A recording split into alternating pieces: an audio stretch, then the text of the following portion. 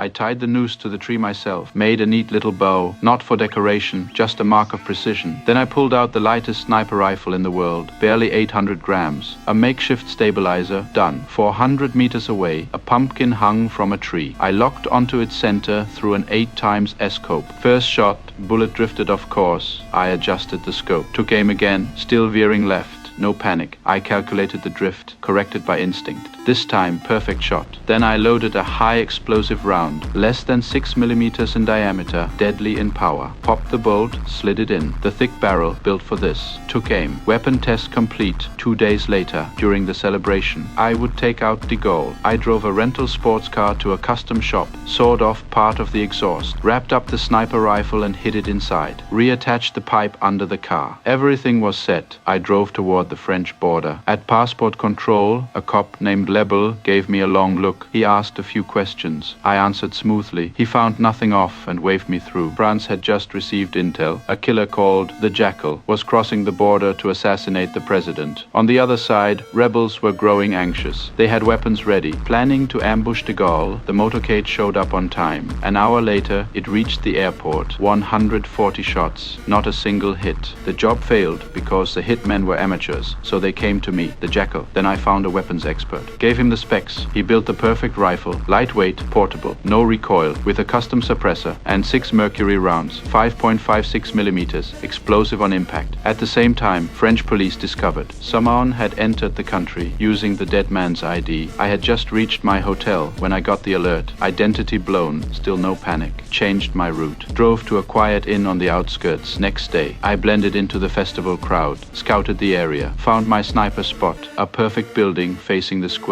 I slipped in, got the key to the top floor room, then went back to the inn. Meanwhile, Lebel checked hotel records. Soon, they figured out where I was staying. But by the time they showed up, I was gone. The day of the celebration. The square was locked down tight. Snipers, police, special forces. Everyone was in place. The president's motorcade arrived. I disguised myself as a disabled veteran, approached the gate, showed my ID. Lebel glanced at me. He saw nothing wrong. Didn't peg me as a threat. Let me through. I reached the building, took off the fake leg, used the copied key to open the room, stood by the window, looked down through the scope.